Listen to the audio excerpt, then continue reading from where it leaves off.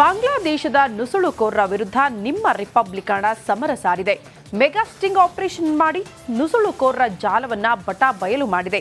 ಈ ಬೆನ್ನಲ್ಲೇ ಕೊಡಗು ಜಿಲ್ಲೆಯಲ್ಲಿ SP K Ramarajan full alert ಆಗಿದ್ದಾರೆ. ಈ ಕುರಿತ ಒಂದು ರಿಪೋರ್ಟ್ ಇಲ್ಲಿದೆ.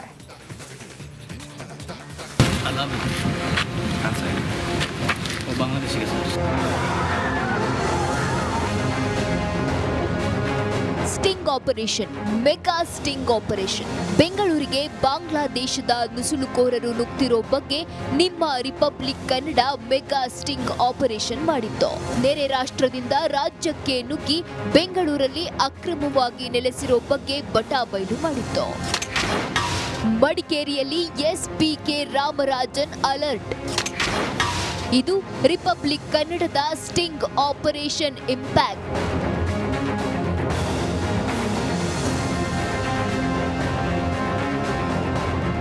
ಕೆಲ ದಿನಗಳ ಹಿಂದಷ್ಟೇ ಅಕ್ರಮ ನುಸುಳುಕೋರರ ಬಗ್ಗೆ ರಿಪಬ್ಲಿಕ್ ಕನ್ನಡ ಸ್ಟಿಂಗ್ ಆಪರೇಷನ್ ಮಾಡಿ ಸರ್ಕಾರವನ್ನ ಎಚ್ಚರಿಸಿತ್ತು. ನಮ್ಮ ಸ್ಟಿಂಗ್ ಆಪರೇಷನ್ ಬಿಗ್ ಇಂಪ್ಯಾಕ್ಟ್ ಆಗಿದೆ. ಮಡಿಕೇರಿಯಲ್ಲಿ SP K Ramarajan full alert ಆಗಿದ್ದಾರೆ. ಬಾಂಗ್ಲಾದೇಶದ ನುಸುಳುಕೋರರ ಮೇಲೆ ಹದ್ದಿನ ಕಣ್ಣಿಟ್ಟಿದ್ದಾರೆ. ನಿಜ, ಸದ್ಯ ಬಾಂಗ್ಲಾದೇಶದಲ್ಲಿ ಜನರು ದಂಗೆ ಎದ್ದಿದ್ದಾರೆ. ಸರ್ಕಾರ ಪತನವಾಗಿ ಮಧ್ಯಂತರ ಸರ್ಕಾರ ರಚನೆಯಾಗಿದೆ. ನಿರುದ್ಯೋಗ ತಾಂಡವವಾಡ್ತಿದೆ. ಹೀಗಾಗಿ ಮತ್ತಷ್ಟು ನುಸುಳುಕೋರರು ರಾಜ್ಯಕ್ಕೆ ಬರುವ ಭೀತಿ ಎದುರಾಗಿದೆ. ಅಲ್ಲಿನ ಪ್ರಜೆಗಳು ಮಡಿಕೇರಿಯಲ್ಲಿ ಕಾರ್ಮಿಕರಾಗಿ ಬರುವ ಸಾಧ್ಯತೆ ಇದೆ. ಹೀಗಾಗಿ ಕೊಡಗಿನ ತೋಟದ ಮಾಲೀಕರು ಸೇರಿ ಎಲ್ಲರೂ ಎಚ್ಚರಿಕೆಯಿಂದಿರಲು ಕೊಡಗು ಎಸ್ಪಿ ಕೆ ರಾಮರಾಜನ್ ಮನವಿ ಮಾಡಿದ್ದಾರೆ. ಪರ್ಟಿಕ್ಯುಲರ್ಲಿ ನಮ್ಮ ಕೊಡಗಲ್ಲಿ ನಾರ್ತ್ ಈಸ್ಟ್ಲಿಂದ ಮತ್ತು ವೆಸ್ಟ್ ಬೆಂಗಾಲ್ನಿಂದ ಬಂದು ಕೆಲಸ ಮಾಡುವ ಜಾಸ್ತಿ ಜನ ಇದ್ದಾರೆ. ಆ ನೆಪದಲ್ಲಿ ದೇಶದವರು ಕೂಡ ಬರೋದಕ್ಕೆ ಸಾಧ್ಯನೇ ಇದೆ ಅಂದರೆ ಒಂದು. ಸೊ ಇದರಲ್ಲಿ ಒಂದು we have to be very clear. ಬೇರೆ ದೇಶದವರು ಇಲ್ಲಿ ಬಂದಿರ್ತಾರೆ ಅಂದರೆ ಡಿಪೋರ್ಟ್ ಮಾಡಬೇಕು, ಅವರ ರಿಟರ್ನ್ ವಾಪಸ್ ಅವರ ದೇಶಕ್ಕೆ ಕಳಿಸಬೇಕು. ಇದರಲ್ಲಿ ನಾವು ಪ್ರತಿಯೊಬ್ಬರು ಹೋಗಿ ಪೊಲೀಸರು 100% ನಾವು ಮಾಡುತ್ತೀವಿ. ಭಾರತಕ್ಕೆ ಬಾಂಗ್ಲಾದೇಶದ ಪ್ರಜೆಗಳು ಬರದಂತೆ ಗಡಿ ಭಾಗದಲ್ಲಿ ತಡೆಯಲಾಗ್ತಿದೆ. ಒಂದು ವೇಳೆ ಒಳ ನುಸುಳಿ ಬಂದ್ರೆ ಸಂಶಯಾಸ್ಪದ ವ್ಯಕ್ತಿಗಳ ಬಗ್ಗೆ ಕೂಡಲೇ ಪೊಲೀಸ್ ಠಾಣೆಗೆ ಮಾಹಿತಿ ನೀಡಬೇಕು ಅಂತ ಸೂಚಿಸಿದ್ದಾರೆ. ಯಾವುದೇ ಒಂದು ತೋಟಕ್ಕೆ ಕೆಲಸಕ್ಕೆ ಬರುವಾಗ ಅವರ ಡೀಟೇಲ್ಸ್ ಅನ್ನು ಸ್ವಲ್ಪ ನೀವು ನೋಡ್ಕೊಳ್ಬೇಕಾಗುತ್ತದೆ. ಡೀಟೇಲ್ಸ್ ಅನ್ನು ದಯವಿಟ್ಟು ಪ್ರತಿಯೊಬ್ಬರು ಆಧಾರ್ ಕಾರ್ಡ್ ಇರಲಿ, ವೋಟರ್ ID, ಆಧಾರ್ ಕಾರ್ಡ್ ಮತ್ತು ಬೇರೆ ಯಾವುದೇ ಒಂದು ID ಪ್ರೂಫ್, ಪ್ಯಾನ್ ಕಾರ್ಡ್ ಇರಲಿ, ಯಾವುದೇ ಒಂದು ID ಪ್ರೂಫ್ ನೀವು ತಗೊಂಡು ದಯವಿಟ್ಟು ಇಟ್ಕೊಳ್ಳಿ. ಅದೇ ರೀತಿಯಲ್ಲಿ ನಿಮಗೆ ಡೌಟ್ ಕೆಲವೊಂದು ಸಾರಿ ಬರ್ತದೆ. ಅವ್ರು ಮಾತಾಡೋದು ಭಾಷೆ ಇದು ಏನು ಬೇರೆ ಭಾಷೆ ತರ ಇರ್ತದೆ, ಬಾಂಗ್ಲಾ ತರ ಭಾಷೆ ಕಾಣ್ತಾ ಇದೆ ಅಂದ್ರೆ ನಿಮಗೆ ಡೌಟ್ ಬರುವಾಗ ನಮ್ಮ ಗಮನಕ್ಕೆ ತಗೊಂಡು ಬನ್ನಿ. ಬಾಂಗ್ಲಾದೇಶದಲ್ಲಿ ಜನರು ದಂಗೆ ಎದ್ದಿರೋ ಕಾರಣ ಅಲ್ಲಿನ ಪ್ರಜೆಗಳು ಭಾರತಕ್ಕೆ ನುಸುಳಿ ಬರಬಹುದು. ಅದರಲ್ಲೂ ಬೆಂಗಳೂರು, ಮಡಿಕೇರಿಯಂತ ಊರುಗಳಿಗೆ ನುಗ್ಗಿ ಅಕ್ರಮವಾಗಿ ನೆಲೆಸಬಹುದು. ಯಾವುದಕ್ಕೂ ಅಲರ್ಟ್ ಆಗಿರೋದು ಒಳ್ಳೆಯದು. ಕ್ಯಾಮರಾಮನ್ ದಿವಾಕರ್ ಜೊತೆ ಅನುಕಾರ್ಯಪ್ಪ, ಕೊಡಗು. ಅವರೆಲ್ಲ ಇಡೀ ಜಗತ್ತಿಗೆ ಅನ್ನ ನೀಡೋ ಅನ್ನದಾತರು. ಅವರ ಬೆನ್ನಿಗೆ ನಿಂತು ಅವರ ಸಕಲ ಕಷ್ಟಗಳಿಗೂ ಕೂಡ ಸ್ಪಂದಿಸಬೇಕಾಗಿದ್ದು ಸರ್ಕಾರದ ಜವಾಬ್ದಾರಿ. ಆದರೆ ಅತಿವೃಷ್ಟಿಯಿಂದ ಬೆಳೆ ಕಳೆದುಕೊಂಡ ರೈತರಿಗೆ ಸರ್ಕಾರ ಮಾತ್ರ ಮೂಗಿಗೆ ತುಪ್ಪ ಸವರಿಸೋ ಕೆಲಸ ಮಾಡ್ತಾ ಇದೆ. ಈ ಕುರಿತ ಒಂದು ರಿಪೋರ್ಟ್ ಇಲ್ಲಿದೆ ನೋಡಿ.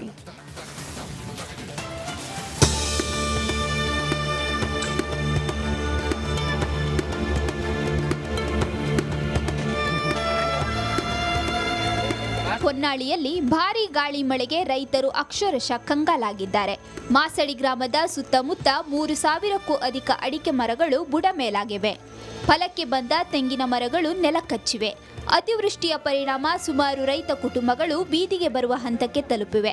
ಇದನ್ನೇ ನಂಬಿ ಕುಳಿತ ಬಡ ಕುಟುಂಬದ ಕತೆ ಕೇಳಿದರೆ ಕಲ್ಲು ಹೃದಯವು ಕರಗುವಂತಿದೆ. ನಮ್ಮದು ಎಲ್ಲ ಅಡಿಕೆ ಗಿಡ ಬಿದ್ದೋಗೈತಿ. ಅದ್ರ ಮೇಲೆ ನಾವು ಅನ್ನ ತಿಂತದ್ದು.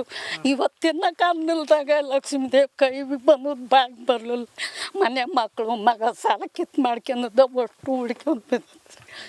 ಅದೇನೋ ಅನ್ನೋದು ನಮಗೆ ಪರಿಹಾರ ಒಂದು ಸ್ವಲ್ಪ ಈಗ ಭಗವಂತ ಇಂಥ ಅನ್ಯಾಯ ಮಾಡಿದೆ. ನಮಗೆ ಕೊಡ್ದಂಗೆ ಆಗೈತೆ ಸ್ವಾಮಿ ನಮಗೆ.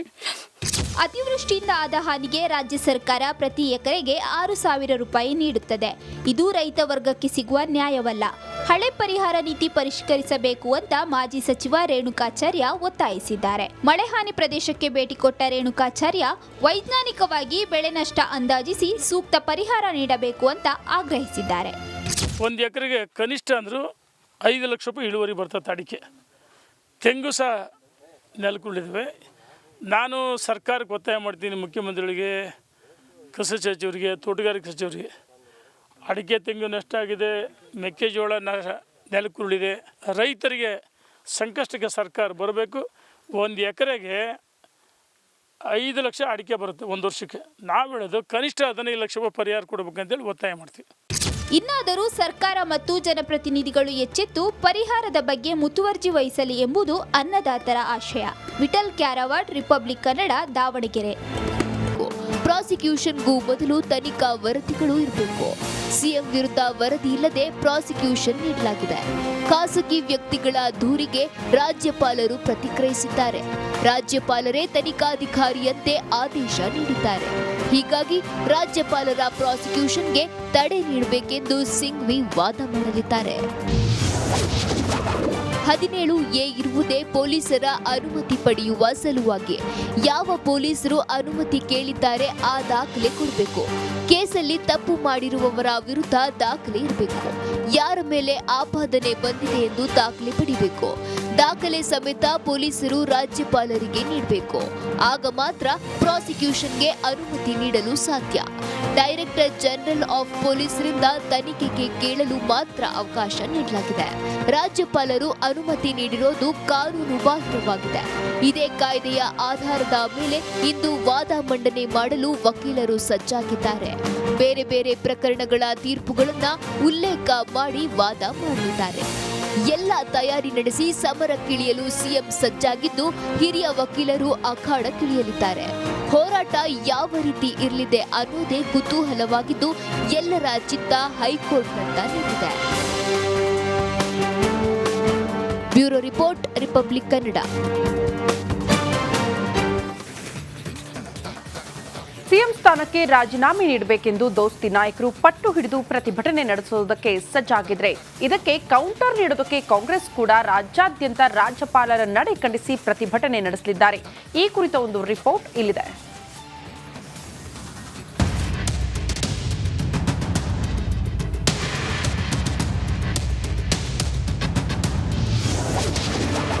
ಸಿದ್ದರಾಮಯ್ಯ ರಾಜೀನಾಮೆಗೆ ಬಿಜೆಪಿ ಪ್ರತಿಭಟನೆ, ಕೌಂಟರ್ ಕೊಡಲು ಕಾಂಗ್ರೆಸ್ನಿಂದ ಪ್ರೊಟೆಸ್ಟ್.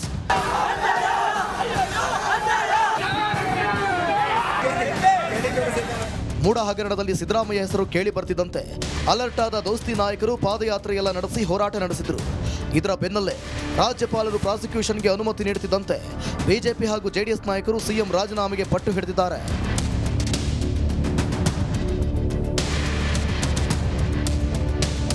ತನಿಖೆಗೆ ಆದೇಶಿಸಿರುವ ಹಿನ್ನೆಲೆ ಸಿದ್ದರಾಮಯ್ಯ ರಿಸೈನ್ ಮಾಡಬೇಕೆಂದು ಆಗ್ರಹಿಸಿ ಪ್ರತಿಭಟನೆ ನಡೆಸಲು ಬಿಜೆಪಿ ಜೆಡಿಎಸ್ ನಾಯಕರು ಸಜ್ಜಾಗಿದ್ದಾರೆ. ವಿಪಕ್ಷ ನಾಯಕ ಆರ್ ಅಶೋಕ್ ನೇತೃತ್ವದಲ್ಲಿ ವಿಧಾನಸೌಧದ ಬಳಿ ಇರುವ ಗಾಂಧಿ ಪ್ರತಿಮೆ ಬಳಿ ಬೆಳಗ್ಗೆ 11:30ಕ್ಕೆ ದೋಸ್ತಿ ನಾಯಕರು ಪ್ರತಿಭಟನೆ ನಡೆಸಲಿದ್ದಾರೆ. ಬಿಜೆಪಿಗರಿಗೆ ಟಕ್ಕರ್ ಕೊಡಲು ಪ್ರಾಸಿಕ್ಯೂಷನ್ಗೆ ಅನುಮತಿ ನೀಡಿದ್ದನ್ನು ಖಂಡಿಸಿ ಕಾಂಗ್ರೆಸ್ ನಾಯಕರು ಕೂಡ ಪ್ರತಿಭಟನೆ ನಡೆಸಲಿದ್ದಾರೆ. ಡಿಸಿಎಂ ಡಿಕೆ ಶಿವಕುಮಾರ್ ನೇತೃತ್ವದಲ್ಲಿ ರಾಜ್ಯಾದ್ಯಂತ ಪ್ರತಿಭಟನೆ ನಡೆಯಲಿದ್ದು, ಎಲ್ಲ ಜಿಲ್ಲಾ ಕೇಂದ್ರಗಳಲ್ಲಿ ಧರಣಿ ನಡೆಯಲಿದೆ. ಪ್ರೊಟೆಸ್ಟ್ನಲ್ಲಿ ಶಾಸಕರು, ಸಚಿವರು ಸೇರಿ ಹಲವರು ಭಾಗಿಯಾಗಲಿದ್ದಾರೆ.